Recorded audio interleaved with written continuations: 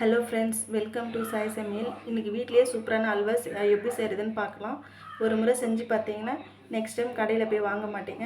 வாங்க எப்படி செய்கிறதுன்னு பார்க்கலாம். இதுக்கு பார்த்தீங்கன்னா ஃபஸ்ட்டு ஒரு கப் அளவு கார்ன்ஃப்ளவர் எடுத்துக்கினேன். இந்த கப்பால் இதே கப் அளவு 2 கப் தண்ணி எடுத்து நல்லா கலக்கி வச்சுருக்கேன். கட்டி இல்லாமல் பாருங்கள்.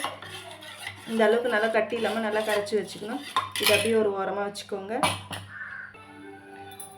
இப்போ பார்த்தீங்கன்னா இதே கப்பால் 2 கப் சர்க்கரை 2 கப் தண்ணி எடுத்துருக்கேன். இந்த சர்க்கரை கரையிற அளவுக்கு நம்ம நல்லா கலக்கி விட்டுக்கலாம்.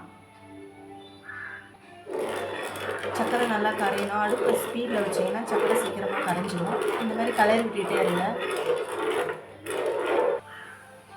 பார்த்தீங்கன்னா சர்க்கரை நல்லா கரைஞ்சி பபுள்ஸ் வர ஆரம்பிக்குது. இந்த ஸ்டேஜில் கரைச்சி வச்ச இந்த மாவு வந்து நல்லா கலக்கிட்டு இது கூட சேர்த்துக்கலாம்.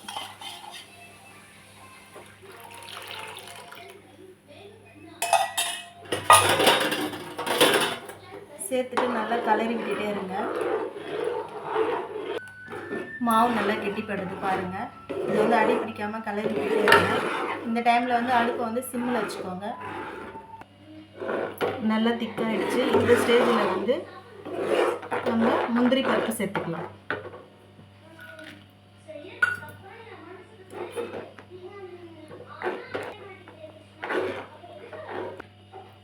அப்படியே ஃபுட் கலரும் சேர்த்துக்கோங்க. நான் வந்து ஆரஞ்சு கலர் சேர்த்துருக்கேன். பாருங்கள் நல்லா கலர்ஃபுல்லாக வருது. ஏலக்காய் பவுடர் இருந்தால் ஏலக்காய் பவுடர் போட்டுக்கோங்க. நான் வேறு ஏலக்காய் இருக்குது, அதை மட்டும் நசுக்கி போட்டுறேன். வாசனையாக இருக்கும். நல்லா கலரி விட்டுக்கோங்க. கலர்ஃபுல்லாக வருது. சூப்பராக இருக்குது பாருங்கள் பார்க்குறதுக்கு.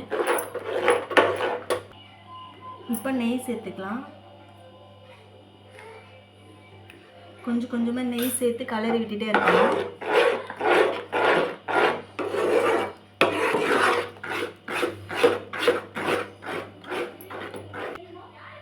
ஒரு 3 டைம்ஸ் கொஞ்சம் கொஞ்சமாக நெய் விட்டு நல்லா கலரி விட்டுட்டே இருங்க. நான் 3வது முறையாக விட்டுறேன். ஃபைனலாக மொத்தமாக ஒரே டைமில் விடக்கூடாது. கொஞ்சம் கொஞ்சமாக விட்டு தான் கலரி விடணும். இப்போ பார்த்தீங்கன்னா சூப்பராக வந்துடுச்சு. சூப்பராக செட் ஆகிடுச்சு. இந்த திக்னஸ் இருந்தால் போதும். பாருங்கள் எவ்வளோ கலர்ஃபுல்லாக அழகாக இருக்குது.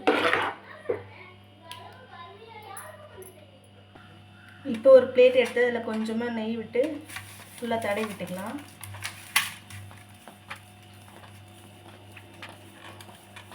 இந்த மாதிரி தடவி விட்டுக்கோங்க.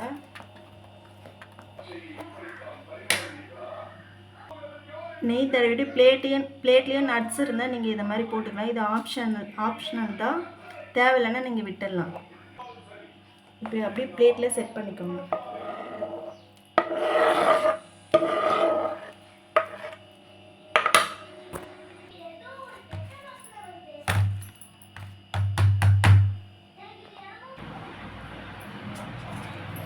இப்போ பார்த்தீங்கன்னா நல்லா சூப்பராக செட் ஆகிடுச்சு. பாருங்கள் எவ்வளோ அழகாக வந்திருக்கு. இப்போ ஸ்லைஸ் போட்டுக்கலாம்.